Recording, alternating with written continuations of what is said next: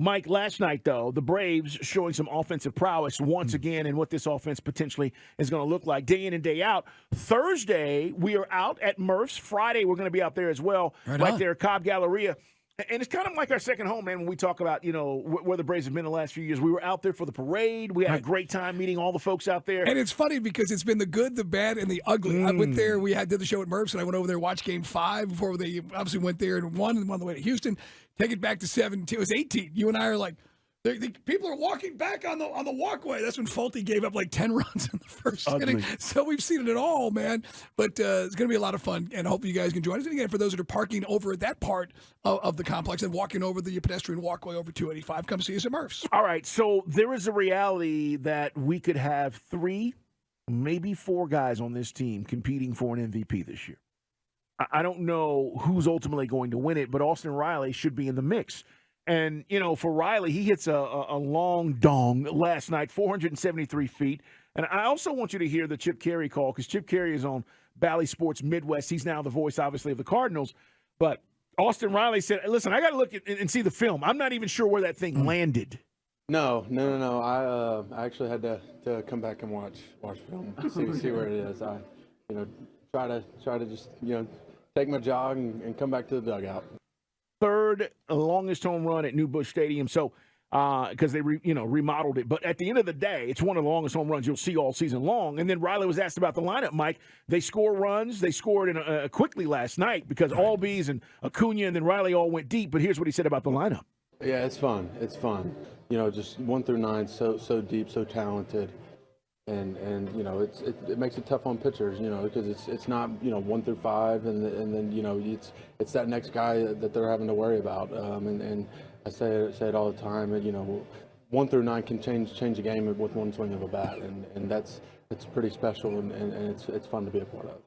So those 4 guys, Riley, obviously, Olsen, Acuna, Albies, I think all of them could have that kind of special season, Mike, where we get to August and we're talking about these guys being in the hunt. I hope that's the case. Right, and that's something we talked about. I know in the not old days, like 10 years ago, you would have had maybe, it would be Acuna and Albies and then maybe Matt Olson, and then it would be, Austin Riley, batting cleanup. That's kind of the more, in the old days, old ways, traditional. But yeah, one thing with Snicker, I'm not going to bellyache about the lineup because the length of it. Thank you, Skip, because he just seems to find a way to push the right buttons by virtue of what he did in the NLCS, moving Rosario, Jorge Soler in the Game 6. I mean, it's worked. So, yeah, I don't really do I like Matt Olson batting second? No, but it's, you also have a chance to collect some ducks on the pond if the bottom side of the lineup is producing as well. But Albies was always the guy that was kind of lost in the shuffle because he can still be an MVP candidate. You said it. And then Austin Riley, Matt Olson, whatever that little adjustment was that he made at the end of last year, it's looking good.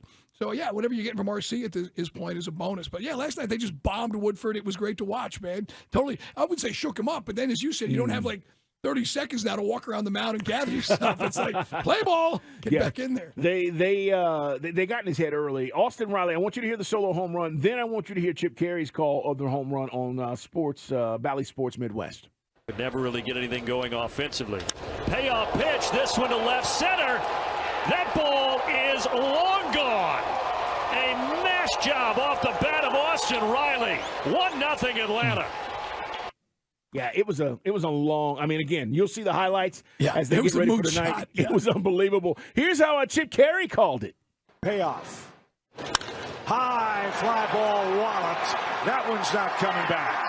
Atlanta leads 1-0, almost to the concourse. Wow. Yeah. It was gone. Ballistic. It was great. But this is why, Acuna, how good he looked in winter ball, how good he looked in the World Baseball Classic, and now it just maybe, again, I don't want to jinx it, man. Knock wood that he's finally 100% and can give you 150-plus games and do all those things that make you an MVP. Those bases 3 inches bigger this year. By the drawing way, the ire and envy of men everywhere. I was going to save it for Guy Talk, but since we're on the subject of Brandon Gaudin last night, if you didn't hear it, I guess it was early, maybe the second inning, top of the second, they start talking about, how big one of the hitters was, and he's like, hey, you know where the weight room is? Which is the line from Tommy Boy. Right. When Chris Farley's walking by the pool, he got this unbelievably hot chick in a bikini, and so Farley, he does he puffs himself up and he struts, you know where the weight room is? The hotel, and he walks off. So Brandon Gaudin uses the line. He goes, you know what movie that is? And Frenchie goes, oh, Tommy Boy. And Gaudin goes, oh, nope, Black Sheep. And then, needless to say, the Twitter sphere went crazy. And so Frenchie goes, all my guys are texting me saying it's Tommy Boy. Yeah. And then God was like, I'm never going to live this down. And Frenchie was just twisted, and it was great. So, yeah, God, he had like a little comeuppance with the Tommy Boy reference last night. I like the pop culture reference to number one. That's what it should be. I mean, you're getting people involved. Right. Listen, you've got so much downtime. I've said this. Baseball's the hardest sport to call, man. Radio or TV. Radio is a different world. But, Mike, you got time to play around and have some fun like that, and I'm glad those guys did. What about this lineup? How dangerous is it? Just ask Brian Snicker. I mean, we're pretty dangerous offense, too. I like how deep our offense is, and yeah, I mean, that's kind of what we've been accustomed to, pretty much. That's right, Skip. Our man Grant McCauley is going to join us, in the 5 o'clock hour, right? Yeah, 5:40. Padres offense is good. Dodgers, Giants. Listen, it's the normal customers. It's the normal characters when you start talking about this season and what it's going to be. The Mets are going to be there.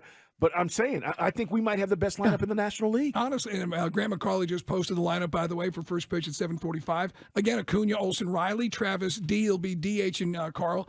Ozzie will be batting 5th. Michael Money Harris batting 6th. And this is where it's interesting for Sean Murphy. Sean Murphy, everyone's talking. Again, acronyms are flying, Carl. Now we have the pop, how quickly the ball comes out from the catcher. Sure. And he threw out a guy, if you didn't see it up there, it looks great. But he missed on some tremendous opportunities to knock some runs in. Matter of fact, he had a pretty brutal start to the season in D.C. Sean Murphy's going to bat 7th, Orlando Arcia batting 8th, and then Pilar. So we get to see Pilar for the first time. He's in left, and Dylan Dodd, he'll make his debut and hopefully do a little bit better than Schuster did in that first inning. Yeah, lefty, 6'2", about 215. Guys, they were very impressive spring training with him, just like they were with Schuster.